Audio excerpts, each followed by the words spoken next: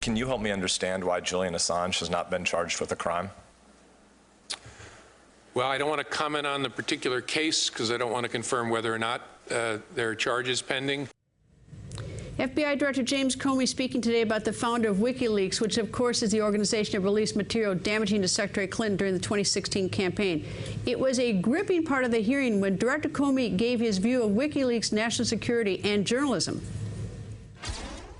To my mind, it crosses a line when it moves from being about trying to educate a public and instead just becomes about intelligence porn, frankly, just pushing out information about sources and methods without regard to interest, without regard to the First Amendment values that normally underlie press reporting, and simply becomes a conduit for the Russian intelligence services or some other adversary of the United States. Surely there's conduct that's so far to the side of that line that we can all agree there's nothing that even smells journalist about some of this conduct. A huge portion of WikiLeaks' activities has nothing to do with legitimate news gathering, informing the public, commenting on important public controversies, but is simply about releasing classified information to damage the United States of America.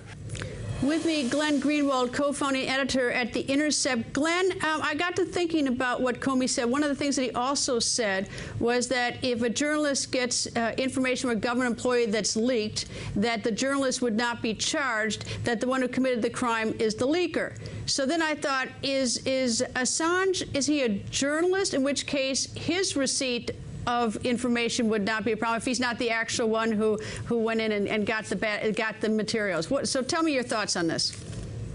So the Obama administration looked at this question very deeply back in 2010, 2011, when WikiLeaks was releasing all of this information about the State Department and military cables. And what they concluded was that there was no way to prosecute WikiLeaks, this is the Obama Justice Department, without also prosecuting the New York Times and The Guardian and a whole variety of other media outlets around the world that have published thousands and thousands of documents that are top secret and classified because of what you just said, which is it's against the law for someone in the government to steal information and give it to a reporter.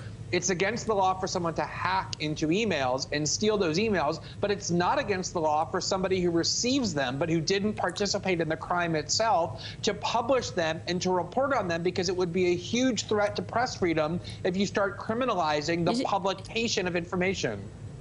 Going back a little farther in history, can you compare and contrast it to those who may still remember the Pentagon Papers? I mean, that was an instance where, you know, papers were published by the New York Times, but you know, is it on the same? Is it like that, only 2017 version? I couldn't agree more with that example. And in fact, if you remember back in the Nixon years, the Nixon administration said all of the same things about Dan Ellsberg and the New York Times that Jim Comey is now saying about WikiLeaks. They're just throwing documents out there. The New York Times published thousands and thousands of pages while the U.S. was at war in Vietnam that were all top secret.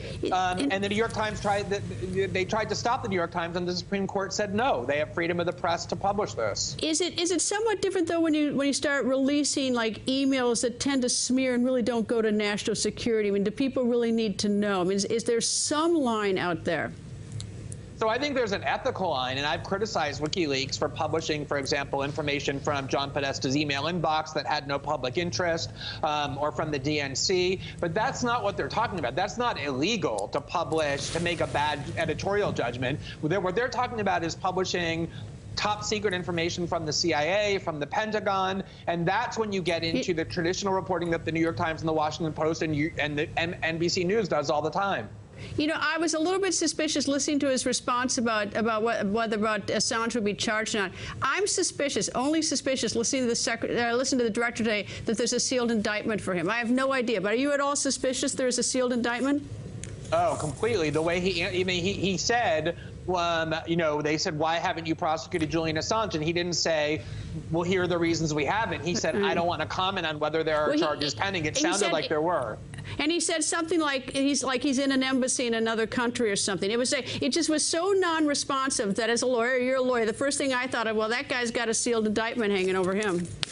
Totally agree. But Greta, let me just say this one thing, which is back in 2010 and 2011, all the major media outlets, the New York Times, the Washington Post, warned that prosecuting WikiLeaks would be a major threat to press freedom in the United States. They threw a huge fit when Donald Trump insulted them in a tweet saying that the media was the enemy of the people. This would be a much graver threat to criminalize the publication of top secret documents, and the media has been weirdly silent about it. Glenn, thank you. Hey there, I'm Chris Hayes from MSNBC. Thanks for watching MSNBC on YouTube. If you want to keep up to date with the videos we're putting out, you can click subscribe just below me or click over on this list to see lots of other great videos.